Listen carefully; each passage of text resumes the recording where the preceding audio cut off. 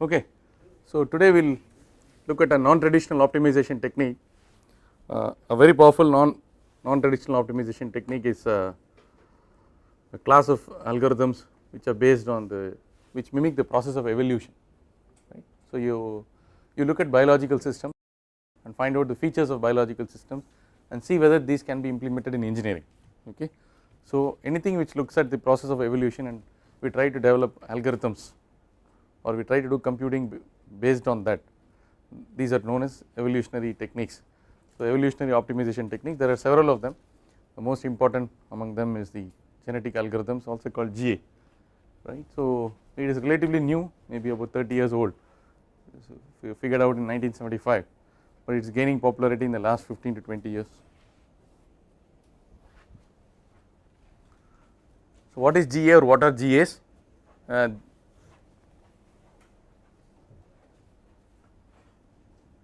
Genetic algorithms are basically search algorithms. So they are not calculus based algorithms, we do not use derivative knowledge or Hessian matrix, second derivative, third derivative and so on. So it is essentially a search technique. So the logic is, any search technique should have a logic, the logic varied, right. Previously for a 2-dimensional search you searched around a particular point, east, west, north, south, northeast, northwest, southeast, southwest, and then you proceeded in one direction, or that is hill climbing, or what you did was you considered 2 points and found out whether y increases or decreases, remove one portion of the interval. If it is a 2 variable problem, 1 variable at a time you can do this. So you can have an efficient single variable search technique which could be broadly based on either hill climbing or region elimination method. So the logic as far as genetic algorithms is concerned is, it is based on the mechanics of natural selection and natural genetics. So it is right. So it is based on the survival of the fittest concept, which is basically the Darwinian theory, okay. Only the fittest will survive and reproduce and procreate, and successive generations will become better and better compared to previous generations, okay. This is true if you look at any parameter. For example, the average life expectancy of an Indian male is now 68 years, okay. It was only 40 years at the time of independence, okay. So the life expectancy in Japan is about 88 years, okay. There are 100,000 people more than 100 years living in Japan, okay. And then the probability that a child born in Germany today will live for 100 years is more than 0.5, okay. We cannot say that all the diseases have been conquered, several diseases have been conquered, new diseases have come, but then medical research is going on. Lot of people live with diseases, they do not drop dead like flies, right. So people with pacemaker, this thing, valve replacement, artificial valve, lot of God's original equipment is replaced, but still people live, right, and after bypass and so that the quality of life is very good. So because of all this, so outside of Darwinian evolution there is intervention by man also, but it cannot be denied that successive generations have become increasingly better. The mosquitoes of today are much better than the mosquitoes of yesteryears, in the sense that they are able to cheat the all out, and from our perspective it is very bad, but for them they know that all out is this thing, and so they have biochemical changes are taking place, because only those mosquitoes which survive, they will reproduce and all, then after some time they do not care about this all out, they sit right on the all out, right. And nowadays they do that. So they are so that means we have to change the chemical or we have to do some other this, right. So basically genetic algorithms, it simulates the process of evolution. So we simulate or mimic or imitate the process of evolution. So the key idea is evolution is an optimizing process, right. If evolution is an optimizing process and successive generations are becoming better and better, each generation is like an iteration in numerical methods, right. So if you have 5 generations, it is equivalent to 5 iterations in a numerical technique. So with each iteration there is a progressive improvement of the objective function. That means it is more or less like a hill climbing technique. We do not eliminate, it is in a hill climbing technique, these successive generations are better and better, therefore successive iterates of our design variables. So if y is a function of x1, x2, x3, x4, you start with some combinations of x1, x2, x3, x4, you get the value of y. As you apply the genetic algorithm, with successive iterations the y will keep increasing if it is a maximization problem. Okay, so that is the key idea. Who developed it? It was developed by Professor John Holland, his colleagues and students at the University of Michigan, Ann Arbor in 1975. It is about 35 years old.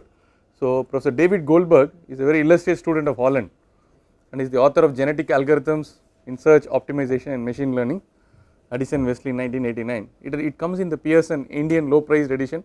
People who are very serious about optimization, I encourage you to buy this book. It is less than 300 rupees, right. So, this is David Goldberg. Of course, now he is an independent consultant. Goldberg did his PhD with Holland. So, his PhD topic was, Goldberg is originally a civil engineer, but he did this, he figured out the genetic algorithms along with Holland, and he is singularly responsible for the spectacular growth of this field, genetic algorithms. His student is K. Deb, D.E.B. Kalyanmay Deb, who is a professor in IIT Kanpur. IIT Kanpur is a genetic engineering laboratory. Okay, so in India is the most well known optimizer or whatever. He is the most well known optimization expert. Of course, he does optimization machine design. He is from design, so he is well known. He has the highest number of citations. He is in the ISI top 100. You know ISI Thomson, top 100 most cited scientists of the world in all branches of engineering. Kalyan is there, Kalyanmay Deb, right. So, he has also written a book, excellent book, small book. I keep telling you about this book, Optimization in Engineering Design. It is 250 rupees. He wrote it when he was in his 30s, but still, when he was still an assistant professor, he wrote that book, right. So, it is a very good book.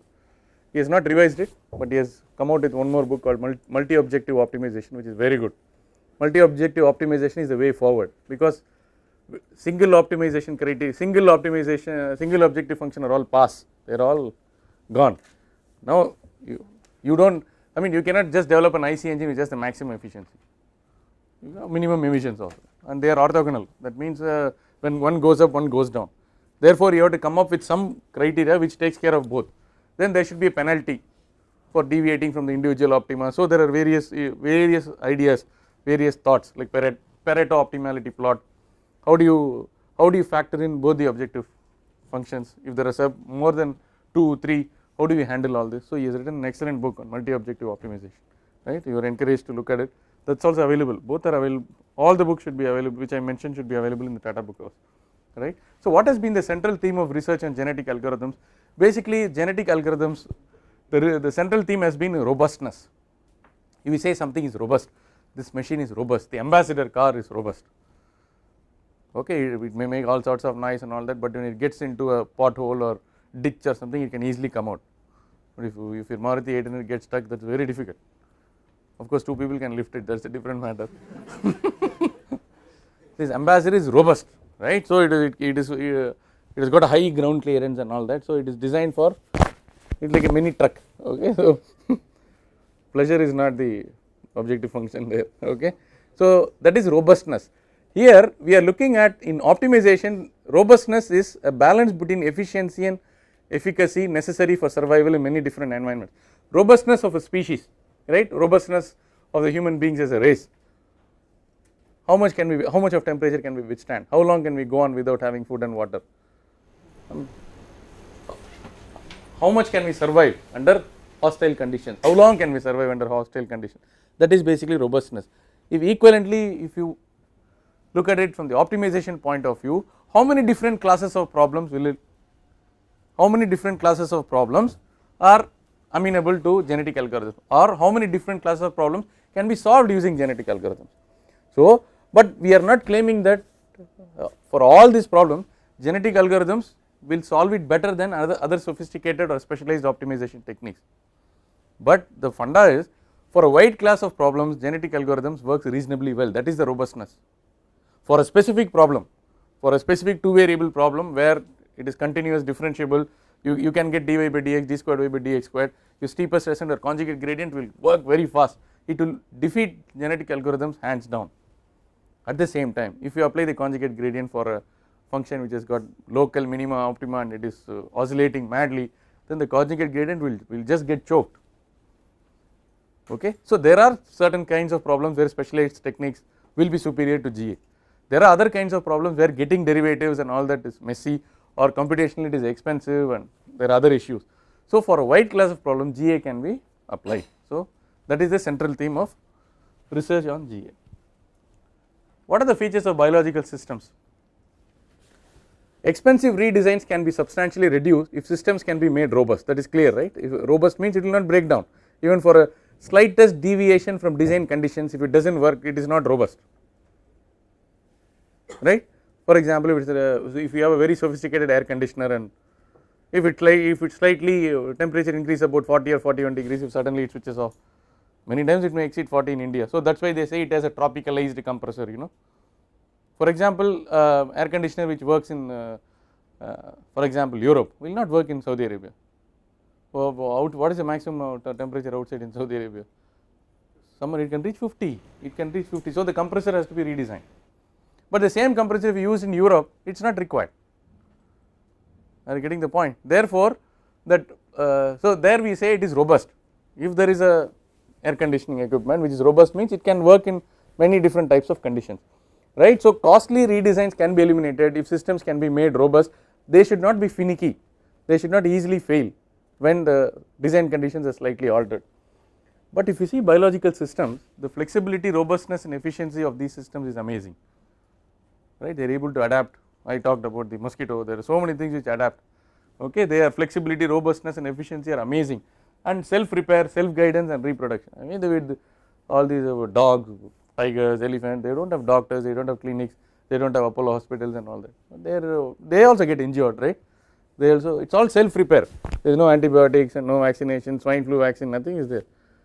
So, therefore, if some species get something, that is it, some will die, only the best will survive, the best, those which survive are already immune to that. So, when they reproduce, the other fellows are already taken care of, the swine flu or whatever, that is the way it works. If you leave it like that in human beings also, that is the way it will work, but now we are intervening medically, are you getting this point. So, and also for example, if you have a fracture, right, you cannot cut this and give it to the service center and get it fixed, and so while you are doing other things, you are talking, eating, sleeping, you put some sling, you take some antibiotics, and then this will get healed automatically while the other processes are going on. So, self repair is outstanding in biological systems. Self repair is almost impossible in artificial systems. Nowadays what we are saying that at least it will give some beep or it will give some things, something is malfunctioning and all that, we can take a look at it, but self repair is, so it is a long way before artificial systems can mimic all of what can be achieved by biological systems. So, this self repair, self guidance and reproduction, of course, thank God artificial systems cannot reproduce. So, the reproduction, self repair and self guidance are a rule in biological systems, but they are not common even in sophisticated man made designs. So, this is not the last slide. Okay. So, the conclusion from whatever discussion we had thus far is, from a comparison of living and artificial systems, we can conclude that if robustness is the objective, that is you want an algorithm which will work reasonably well for a variety of problems. I mean, if you look at evolution, you can draw ideas from that. The basic point is, if robustness is the objective, compared to man made designs, natural designs are a clear winner. So, careful study of biological examples or evolution gives us, they are very insightful, okay. If you look at biological example very carefully, you can understand the ideas of how species survive, how they adapt themselves to changing circumstances and all that. This, how do we incorporate in engineering problems, okay. Why genetic algorithms, right. So, is there a pointer? This is the pointer, huh? No, it is going to come on NPTEL, okay. I will proceed. So, why genetic algorithm? For example, if you look at one variable problem f of x versus x, I have taken a function which has got 2 local minima and 1 global minimum. The 2 local minima are 1 and 3 and the global minimum is 2, right. So, if you have a robust optimization algorithm, a robust optimization algorithm is one which regardless of its starting point will always converge to what is the point here? Converge to 2, but let us look like this, let us look at it this way. For example, if the initial guess is in the pink region, a traditional optimization algorithm like a steepest ascent, steepest descent, conjugate gradient, Liebenberg-Marquardt, whatever, it will converge to 1, okay. It will declare that 1 is the solution, because If you go right of one, it will push it back here. If you go to the left of one, it will push it back here. Okay.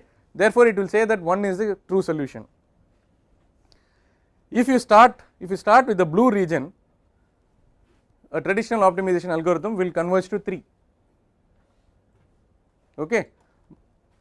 But if you use an evolutionary optimization technique or an equivalent global optimization technique, regardless of whether you start in the pink region or blue region, you will get 2 as the final answer. But now coming to the plain region, if you start in the plain region, your regular algorithm will also work. Okay. That is, by chance, if you are able to start in this region, that is, you are so smart that you know that the solution is here, then maybe you do not require an optimization algorithm. You can just think and say, okay, x equal to 5.4. Okay, next. So, only if you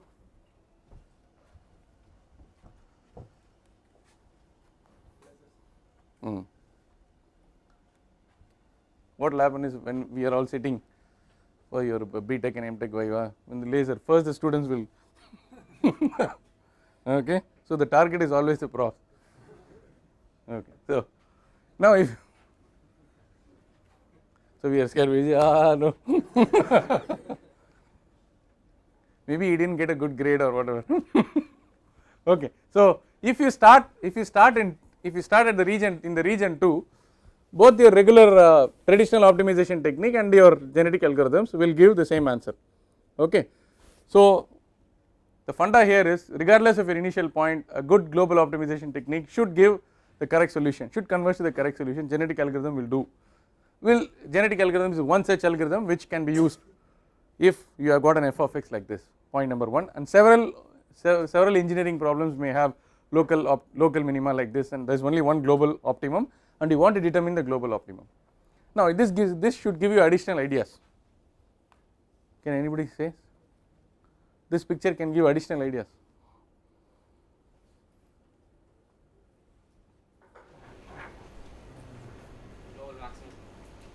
Global maximum is okay. Whatever is applicable to global minimum, we can apply to global maximum. But do you think the genetic algorithm will be fast or slow compared to conjugate gradient? Slow.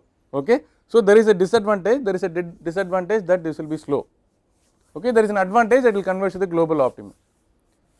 Can you combine the speed with the robustness? Can you have best of both the worlds? How? You initially start with genetic algorithm, very good. So, you start with genetic algorithm and zero in on the white region. Once you come to the white region, then you quickly go to your conjugate gradient or your Liebenberg-Marquardt or whatever. So, this is called a hybrid optimization technique.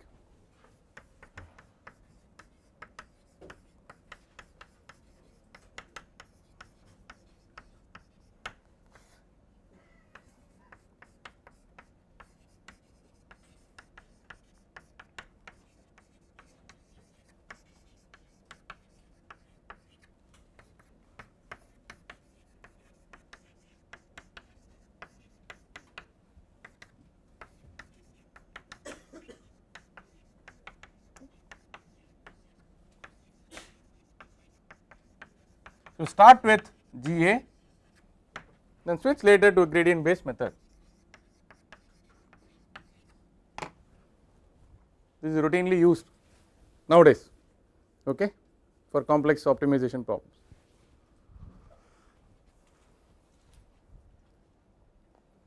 Mathematically, are there some examples of multimodal functions? There are several. Okay, the Rastig-Grins function, which is given by 20 plus x1 square plus x2 minus 10 cos 2 pi x1 plus cos 2 pi x2 is a function which has got it really tortures y, right. I mean, so it goes up and down, there are several peaks and valleys, but the minimum of the function is 0, right. I think it is global minimum occurs at 0 0. What is the value at 0 0? 0. 20 minus 20, 0. Okay. Now, the Rosenbrook function is called it's also called the banana function. So, where 1 minus x1 square plus 100 x2 minus x1 whole square. So global minimum occurs at 1 1. So if somebody is interested in working on the theory, optimization theory, if you develop a new optimization algorithm, the reviewers of journals will expect you to test your algorithm against standard functions like this, and then you have to benchmark, right, on a particular computer, how many iterations does your technique take, what is the final level of accuracy it reaches. First it should give the global minimum, and then what is the speed, what is the time, and so these are all considered very standard. You cannot suddenly say I have out of the box thinking, I have developed a new algorithm, fine, but you have to test it against some standard functions. Okay, just like we say your numerical procedure has to be validated if you are doing a CFD solution or whatever, right. So these are some multimodal functions. Okay, so when robustness is desired, natural design wins hands down. So if you look at the efficiency of a particular optimization technique versus the kind of problems, I am looking at 3 kinds of problems. One is a unimodal problem, okay, a unimodal problem which has got only one peak or valley. Then there is a combinatorial problem where there are various combinations, okay, there are 5 machines, each machine can do 5 types of operations.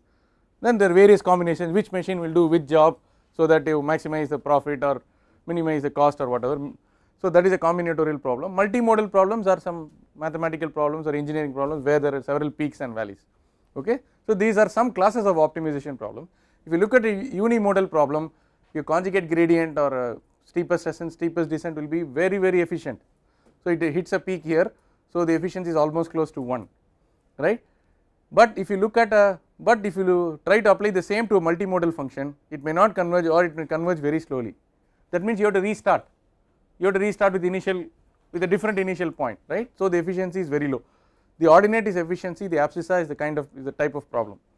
For an exhaustive search or a random walk problem also, the efficiency is very low for a combinatorial type of problem, because for a combinatorial type of problem you may try to exhaustively search different kinds of options.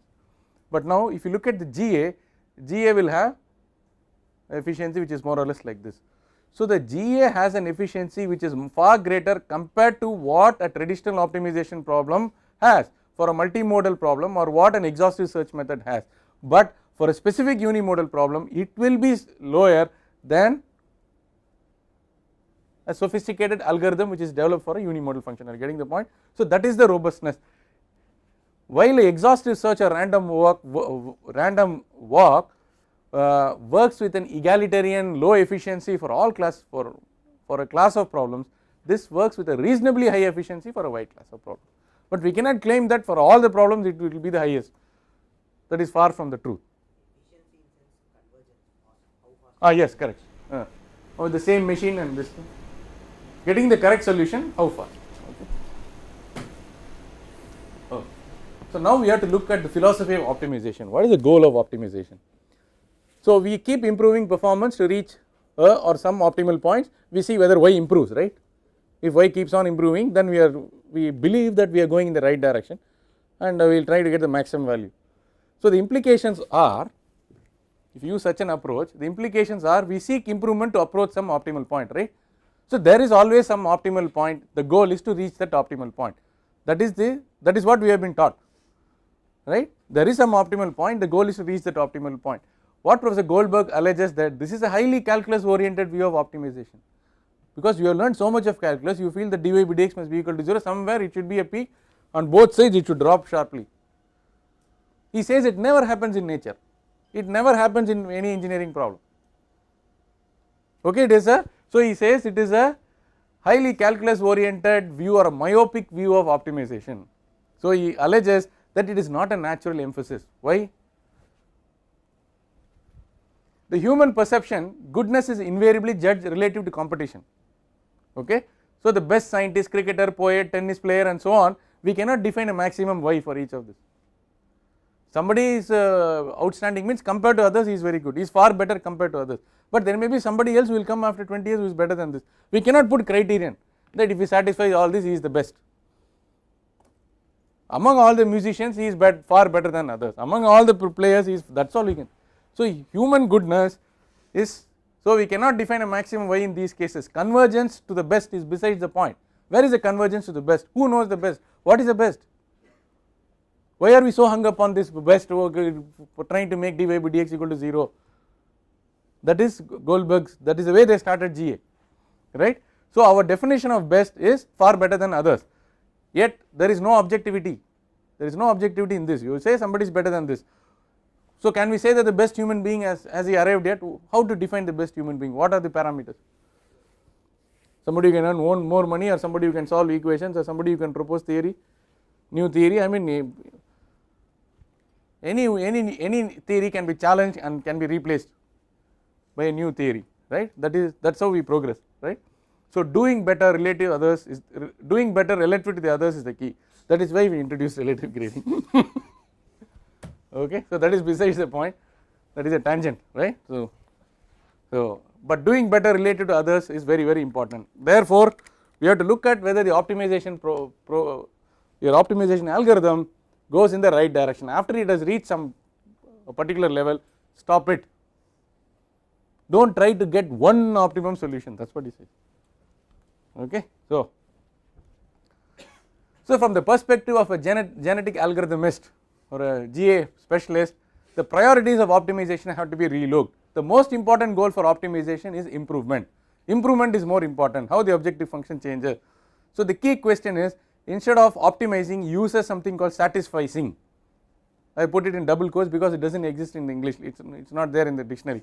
So can we get to some good satisficing level of performance quickly? Can you get to some, so 4 design variables, pressure, temperature, all this, with the combination of these variables, can we reach a good value of efficiency for the power plant, right. So that is the goal. So attainment of optimum is less important for complex systems. In fact, the Kaizen philosophy of Japanese, have you heard about this Kaizen?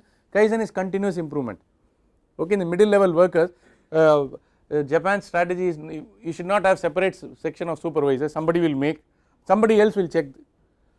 But they got rid of this. The fellow who makes is also the fellow who checks. He also reports the deficiencies, this, and then there is a self correction. So there is a continuous improvement. So you cannot see rapid progress, but because there is an incremental progress towards over a period of time, you can see substantial progress. So Toyota uses this. So this is basically from Wikipedia. Toyota production system is act, plan. If I spend too much time on this will be like a DOMS class. Okay. So but the quick point I want to make is the Kaizen philosophy of the Japanese is also something like this: continuous improvement in small steps. Okay, what are the differences between GAs and traditional optimization methods? Do not be too happy that I cannot ask questions in the exam because it is all theoretical. We are going to solve a problem now, right. Okay. So GAs work with the coding of the parameter set, not the parameters themselves. Generally the variables x1, x2, x3 are usually replaced by their binary equivalent. So you replace them into zeros and you convert them into zeros and ones. It is possible to write a genetic algorithm code without this binary representation also, but the most popular is that with a binary representation. So the GAs search for a population of points, not a single point. Instead of taking a single value of x1, x2 and finding y and seeing how y changes with x1 and x2, if it is a 2 variable problem, you take x1, x2, a, that is a is one particular value of x1, x2. So you take a, b, c, d. B, c, d represent different values of x1, x2. For a, b, c, d you calculate y of a, y of b, y of c, y of d. You find which is maximum, which is minimum. Convert x1, x2 into zeros and ones, into bits, and then you mix and match the bits from the better parents. The better parents are those y's which are higher. Okay. Then produce new values of a, b, c, d. For new values of a, b, c, d means what? A is x1, x2. Okay. B is another x1, x2. So you produce you produce children which then become parents. Then there is a strategy involved that among all these parents only the fittest can survive and reproduce. This is what happens in nature. So you mimic nature there. So this is essentially the genetic algorithm. It will become clear when we solve a problem. So GAs, so it searches a population of points. So you take 4 or 5 points and keep track of how these. So the number of members in a population in a sample is kept fixed. That is a usually popular method of GA. So if you take 4 or 5 solutions, how these 4 or 5 solutions evolve with generations or iterations. After a certain stage, you can either take the average of all these 4 and say that is the average optimum, that is the optimum which is eventually reached. You will reach a stage where there is little difference between the members of the species. That is the way it should be, right? When there is a continuous improvement, all should be equally strong or equally weak. That is what GA strives to achieve. So GAs use the objective function information. We do not use the information on the derivatives of the second derivative. We use only the information on the objective function. So GAs use stochastic. Stochastic means probabilistic transition rules, not deterministic rules, right? That is why it is a stochastic optimization technique. So we use some random numbers and stochastically we determine certain rules. This will become clear in a little while. So what is the basic genetic algorithm? Anyway, Moodle, we have created something for this course. I will convert it into PDF and host it on Moodle. You do not have to take it down. Okay. So and for the purpose of exam and other things, anyway in Monday's class we will work out a problem from start to finish. We will do 1 or 2 iterations. So that will be there in your notes, which should be helpful for your exam, right? So just listen. So basic genetic algorithm, yes? Yeah, Monday first hour we will work out a problem GA. Okay, if you want to submit that also it's welcome, but since you may not have prepared for that. So 1 to 150 we will work out a problem in GA, then 2 to 250 we will do the assignment test. Assignment test will cover search methods after Lagrange multiplier. Yeah, this I have already, every class you cannot say this, then this is the last class. When? Which exam? But it's 3 o'clock, no? So you can finish it by 2:45. We don't need the cameras for the test, so we can have the test from 12 to 12:50. Which one? We don't need recording for the test. No, 12 to 12:50 other people. You're always thinking that it's only the BTechs who are taking the course. So please expand your objective function. There are MTechs, MS, PhD and dual degree, so 5th year students, 4th year students. So it is very difficult to change this. It's a very heterogeneous crowd. If it's all the students are your classmates, there is no problem. For example, he is from ED, your friend next to you. Okay. So and I have 6 MTech students here, and the lunch break varies, differs from BTech to MTech, and there are lots of issues. It's very difficult to change anything. A population of 2n to 4n trial solutions is used. So where n is the number of variables. Okay, so if it is a 2 variable problem, so you basically use 4 to 8 solutions. Okay, you start with 4 to 8 solutions. Each solution is represented by a string of binary variables corresponding to chromosomes in genetics. Okay, so each solution you represent it as zeros and ones. The string length can be made large enough to achieve any desired fitness of approximation. That is, even decimals can be taken care of. I will explain it to you shortly, and thus any desired accuracy can be achieved. Then what is the objective function? The numerical value of y corresponds to the fitness used in genetics. The fittest members of the species will survive and procreate. That is a Darwinian theory. What is that fitness in genetics? The fitness term in genetics is equivalent to objective function value here, right? After trial solutions are selected, a new generation is produced by selecting using stochastic principles the best parents, the fittest parents to produce children from among the trial solutions. Okay. So in each child you mix and match the bits from 2 parents and then produce new children, and then again convert the zeros and ones back into y, into x1 and x2, x1, x2, x3, x4. It's a 4 variable problem. With new values of x1, x2, x3, x4, you can calculate the value of y. Then again put them in ascending or descending order.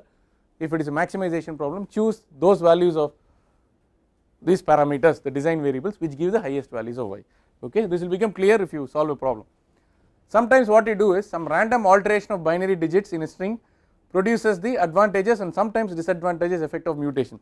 Sometimes what happens is somebody is already having high fitness, somebody is already very healthy, is already having high fitness, but because you always want 2 parents to mate and produce children and all this, what will happen is half the chromosomes will be cut and half the chromosome from some other parent will be joined.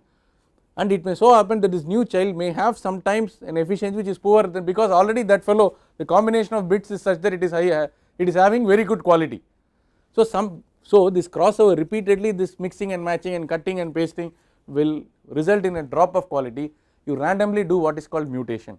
That is, in 1 in 20 bits you change 0 to 1 and 1 to 0. Okay, so this is a random, it is stochastically done.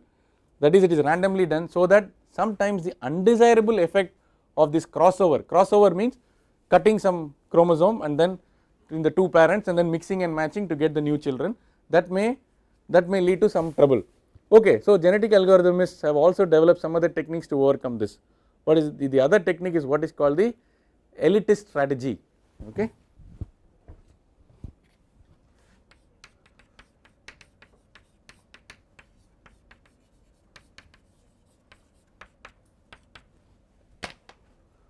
What is elitist strategy? I hope by now you got an idea of the algorithm.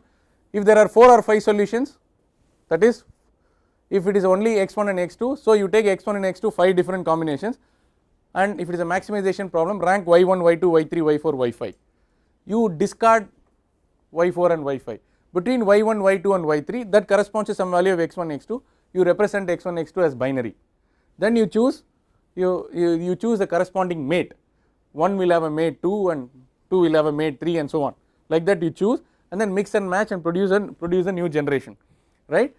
What happens is sometimes the best ones will because of this crossover of chromosome, the best one sometimes may lose its quality.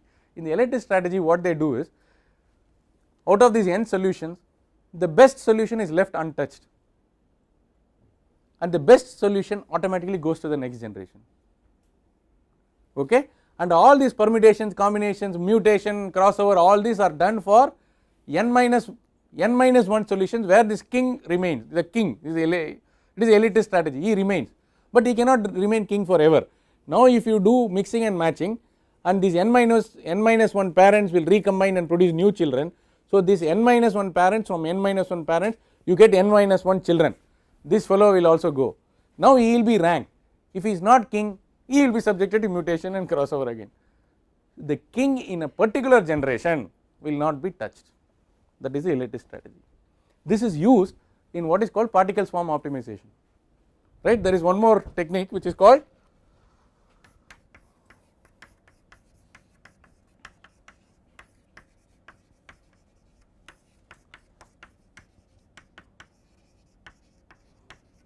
particle swarm optimization technique. Is also a technique which is very similar to the genetic algorithms. It is also an evolutionary technique where, for example, birds when they are moving, if there is a flock of birds which is searching for food, then the birds will move, they will adjust their orientation such that each of the birds is at the smallest possible distance with respect to the leader, and the leader is one who is closest to the food, and this may keep, and after 15 minutes the position of the leader may change. Are you getting the point? So they will try to optimize their distance from the leader, and the leader is one which is closest to the food. So that is equivalent to this elitist strategy. Okay. So you have some lingering doubts, how do we handle decimals and this thing, and how do we handle a multivariable problem and so on. Okay. So for example, if you have got x1, x2, x3, x4, 4 variables, and these are 15, 4, 21, as a binary string you know that 15 can be represented as 0, 1, 1, 1, okay, 1, 2, 4, 8, 8 plus 4, 12 plus 2, 14 plus 1, 15, correct. So what you do is you represent this as 0, 1, 1, 1, you represent it as a continuous string, remove the commas. In your computer program you know that the last 5 bits represent x4, the next 5 bits represent x3 and so on, then you can. So each solution, each x is a design vector. What is a design vector? It is a combination of the design variables. Here it will be represented as 0 and 1. So you play with 0 and 1 rather than 15, 14, 21. Okay. How do we handle decimals? Can we handle decimals? Yes. Suppose we want to represent 4.87, we multiply it by 100, it gives 487. We need 9 bits to represent 487 because 487 2 to the power of 8 is 256 and 2 to the and whatever I have indicated corresponds to 511. So 487 being smaller than 511, 9 bits are enough to represent 487. You represent 487 by 9 bits and say that this represents 4.87, but with the understanding that when you convert these 9 bits into decimal you have to divide it by 100, that is all. Are you getting the point? So if the number of decimals, the accuracy you seek keep increasing, the number of bits required will also increase dramatically. Okay, it just does not depend on the bigness or smallness of x1, x2, how many decimals you want, that also matters. Okay. So if you are sure that a variable lies between 1 and 5 and we need 2 digit accuracy, 9 bits are required or enough. That is, if you want to represent 4.87, 9 bits are enough. As our accuracy required increases, the number of bits required will increase dramatically. Okay. Now let us consider the heat transfer from a spherical reactor. The problem is taken from Yogesh Jaluria. We will work out a new problem on Monday. Of course, the GS solution is mine, okay, but I want to acknowledge this problem is from Jaluria, right. Okay. So let us say that we want to minimize the heat transfer. It is a convective situation, minimize HA theta. For the sphere, area will be 4 pi r squared, theta is the temperature excess, heat transfer coefficient is written in terms of diameter and theta, this is given, and there is also a strength condition which says that d theta equal to 20. Okay. This problem can be eminently solved using the Lagrange multiplier, or you can convert it to a single variable problem and solve it using calculus, but we want to demonstrate how the genetic algorithm works. So I can substitute for the theta in terms of 20 by d and say q is equal to HA into theta pi d square h theta. I can do all this mathematical manipulation, then convert it to a single variable problem. I can convert it into a single variable problem in d, right. This can be easily done. Now if you see, the first term is d to the power of 1, the second term is d to the power of minus 0.2. The first term increases with d, the second term decreases with d. So there is a hope that there will be a particular value of d at which q will be a minimum. It will be an extremum, but it is very unlikely that the extremum will be a maximum. Extremum will be a minimum, right. Now let us say that I want to restrict a maximum 6.3 meters because I want only 1 decimal accuracy and 64, so many bits are required for 64. So I say this to restrict the number of bits to 6. So this is only to demonstrate the technique. So I will look at it as a one variable problem and I will see how genetic algorithms can be applied to this. Please pay attention to this. So therefore, since the first term increases with d and the second term decreases with d, there is a hope of optimizing, minimizing or maximizing. Generally GA has been developed for maximization because the fitness continuously improves. We can minimize also, but I want to use a maximization. So I will say y is equal to 800 minus q. I know that for various combinations of d, y will not exceed 800, so that y becomes, q will not exceed 800, so that y becomes negative. So I have taken 800 minus q as a y. Is that okay? Or I can take maximize 1 by q, but if I maximize 1 by q, I will have a lot of decimals and all that. You can take, so y equal to 800 minus q or 1200 minus q, whatever you want. Ensure that it is a positive quantity. Is everybody with me? Minimizing q is maximizing some a minus q. Now we want to max q. We can also use max z equal to 1 by q. That is also possible. Yeah. So the spherical reactor problem, complete problem statement, heat transfer coefficient variation, strength criterion, Newton's law of cooling, single variable problem it is like this, two variable problem it is like this. By calculus the optimum solution is 13.6 centimeter, theta is 147 Kelvin and q is 102 watts. We also know the final solution which we have to get. Now let us try to apply GA. Okay. Initially a population of 2n to 4n design vectors are chosen, n equal to 1, n is the number of variables. So I choose 4n, I took 4 solutions, I am taking 4 solutions. I told you that the diameter varies from 0 to 6.3 meter, right. So I will take 4 solutions arbitrarily which are in the interval 0 to 6.3. So I take 0.3, 2, 3 and 5 so that there is no bias. It is uniformly, I do not take close to 6.3 or close to 0, right. So 0.3, 2, 3 and 5. So if you take 0.3, it is the binary representation 0, 0, 0, 1, 1. Actually, so if you convert all this binary into decimal, we have to divide by 10 to get this. Are you getting the point? Is everybody with me? So this is 1 plus 2, 3 meter divided by 10.3. This is 20. Okay. This is 16 plus 4, 20 divided by 10 is 2 meters, right. Now how do we know that there are no biases in our initial solution? Visually I can see that 0 to 6.3 I have equally spaced. I can also see the number of zeros and ones in my bits. There are 24 bits. Are there 12 bits approximately for zeros and ones? You should have either 13, 11 or 11, 13 whatever. Okay. So the other way is you can generate this in a different way. You can toss a coin. You can toss a coin. If it is head, it is 1. If it is tail, it is 0. Toss a coin, head, tail, head, tail, head, tail. 6 times you do, you will get the first. Then head, tail, head, tail, head, tail. Don't do this in the exam. So, sir, coin. So you can do head, tail, but this can be programmed, right? Generate a random number greater than 0.5.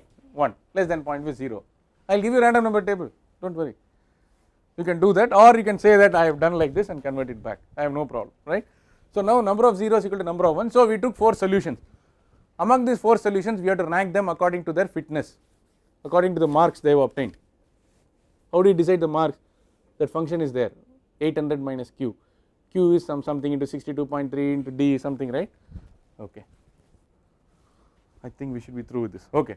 The string length is usually determined according to the desired accuracy.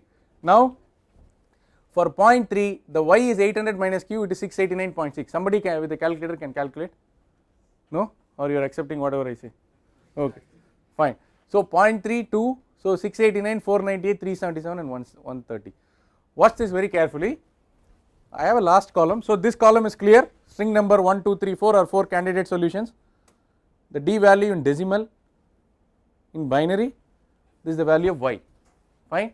Now what I do is I add all the values of y, that is sigma y, right, and I divide a particular value of y f divided by sigma f or y divided by sigma f, that gives the relative fitness. Are you getting the point? So the first one is 41, the second one is 29, third is 22, fourth one is 7, the total will be 100% or 1.00. That means the fittest candidate is 1 followed by 2 followed by 3 followed by 4. Are you getting the point? Now only the fittest are allowed to survive and reproduce, that is the genetic algorithm, that is the Darwinian theory. Now okay, so there is an initial population, now I have to choose a mating pool. So because this is 7% only relative fitness, it is very bad, I do not have to count it in my mating pool, I eliminate him.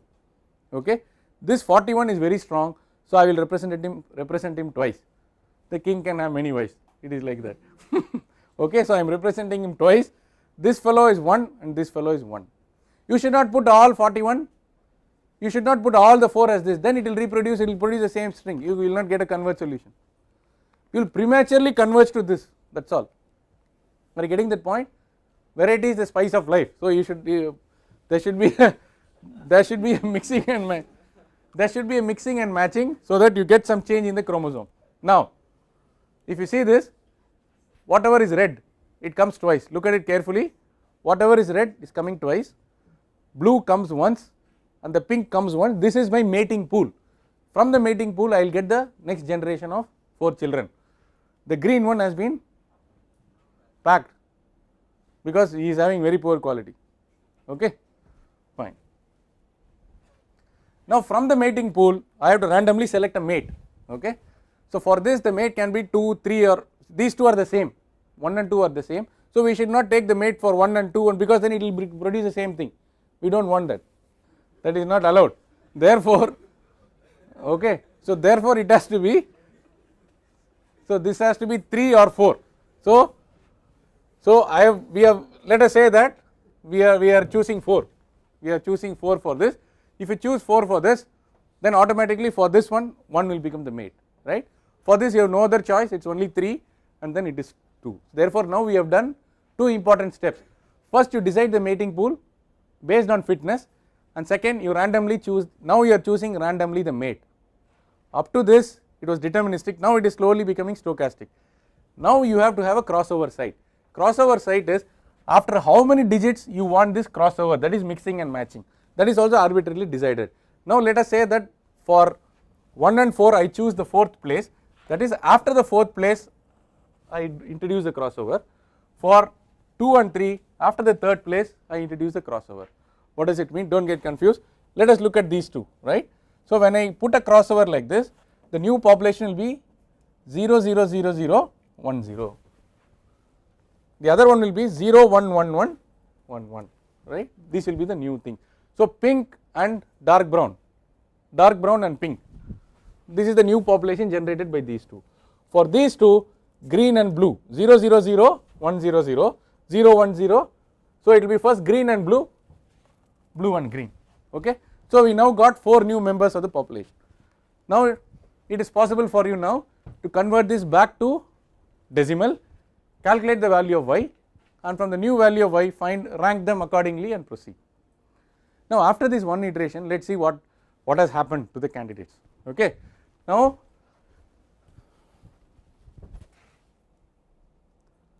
okay, Now, so the initial population was like this, and this was the table which you already prepared. Now the new population is this.